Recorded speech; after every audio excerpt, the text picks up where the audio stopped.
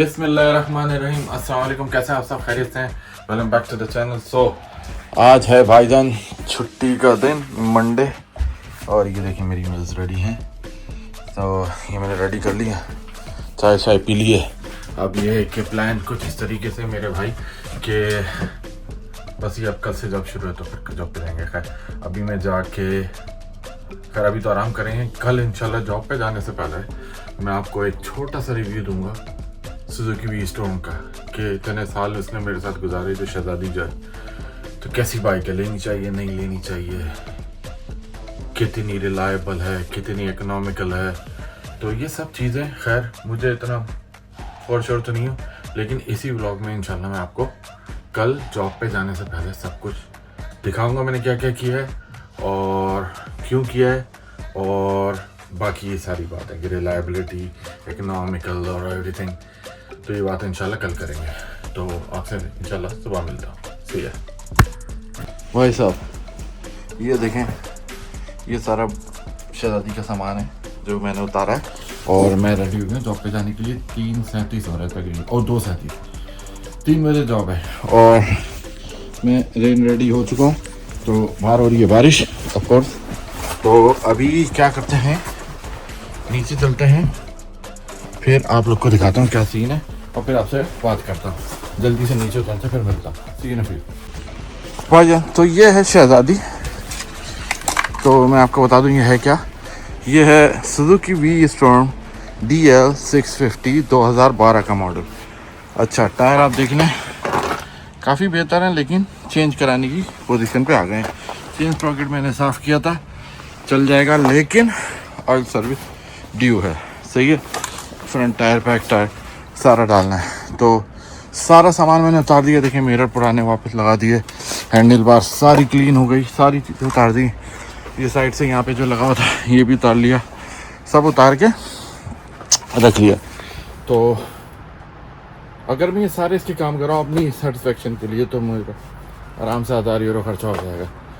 खैर, और दूसरा ये कि बाइक के बारे में इतने सालों से मेरे पास है, यकीन करें नो इशू। इंजन सॉलिड है, सॉलिड इंजन है। सही है। चेन स्प्रॉकेट ये मैं दूसरा सेट डलवाऊंगा जितने सालों में, और इसके अलावा सर्विस 2-3 दफ़ा, एक दफ़ा पुर्तगाल में कराई थी, एक दफ़ा यहाँ पे करवाई थी। बैटरियाँ बहुत डाल चुका हूँ, जो बात हकीकत है 4-5 बैटरियाँ डाल चुका हूँ, क्योंकि इसमें अगर आप एक्स्ट्रा एक्सेसरीज लगाते हैं तो बड़ी प्रॉब्लम होती है बैटरी चार्ज करने में, वो बड़े मसले मसाइल होते हैं। खैर अगर क्या मैं ये बाइक दोबारा ख़रीदनी पड़े तो ख़रीदूँगा, बिल्कुल ख़रीदूँगा। अच्छा, ये 2012 का पुराना शेप है। पुराना शेप से मुराद ये 2007 से 2009 के बीच में आया, 2010 तक। 11 में नया शेप आया। अगर यही बाइक यूरोप में होती, EU या दूसरी साइड पे, तो डिफरेंट शेप होता। 2011 के एंड में आ गया था। सही है। क्योंकि आयरलैंड में गाड़ियों पे और इन पे हाई स्पेक्स पे बड़ा टैक्स है, तो इसलिए पुराना शेप ही चलता है। वरना अगर ये दूसरी साइड पे होती ना, जर्मनी में, इंग्लैंड में, इधर उधर, तो वहाँ नया शेप होता। गाड़ियाँ इवन वहाँ से ना पूरी हाई स्पेक आती हैं, हर चीज़ लोडेड होती है। यहाँ पे नहीं होती है, यहाँ पे टैक्सेस बहुत है, तो इस वजह से स्टैंडर्ड मॉडल आता है। सो 2012 की ये है मेरा भाई, ये याद रखिएगा। इसमें 1000 यूरो खर्चा है कम से कम, अगर मैं दोबारा इस पर करना तो कोई प्रॉब्लम नहीं है। थोड़ा बहुत है इशू हल्का सा, वो भी सेट हो जाएगा इंशाल्लाह, वो मसला नहीं है।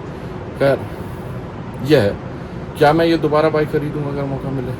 बिल्कुल सॉलिड बाइक। ओनली इशू है वो बैटरी का, कोई चार्जिंग कोई अच्छी चीज़ डालो, एक्सेसरी एक्स्ट्रा एक्चुअली लाइट ये वो खा जाती है बैटरी। कॉन्स्टेंटली आपको बैटरी मॉनिटर करनी, जिसके अलावा और कोई इशू नहीं है। बाकी ये कि अभी मैं जल्दी से जॉब पे निकलता, देर हो रही है, फिर आपसे बाकी बात बाद में करूँगा। ठीक है ना फिर। तो भाईजान है कुछ इस तरीके से कि इसको मैं साफ़ कर लूँ कैमरे के शीशे को। भाईजान कुछ इस तरीके से कि मेरी एक्स वाइफ जो थी वो कैथोलिक थी।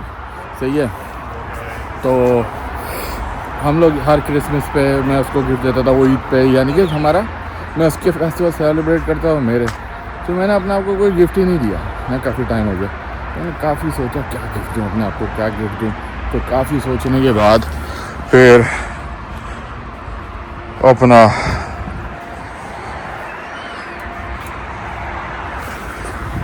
नहीं समझ में आ रहा। खैर आप लोगों से बाद में मिलता हूँ। भाईजान अभी ब्रेक पर हूँ, किसी 3 बजे यानी कि 31 जनवरी है, तो मैं ब्रेक पे आया हूँ और हफ्ते का दिन जल्दी जल्दी सारे काम करके फिर मुझे वापस भागना है। तो बाकी क्या क्यों आया हूँ, किस लिए आया हूँ, ये आपको नेक्स्ट व्लॉग में पता चलेगा इंशाल्लाह। फिर मुझे दुआ में याद रखिएगा, शायद पता तो चलेगा थोड़ा सा शॉर्ट क्लिप से। खैर फिर मैं आप लोग से नेक्स्ट व्लॉग में मिलता हूँ। तो इस व्लॉग की एंड करते हैं इस दुआ के साथ, अल्लाह पाक हमें अपनी ज़ुबान में रखे, मुनाफिक और झूठों से बचाए, इसके हलाल खाने कमाने खिलाने की तौफीक अता फरमाए। दुआ में याद रखिएगा। बहुत सारा प्यार। अल्लाह हाफ़िज़।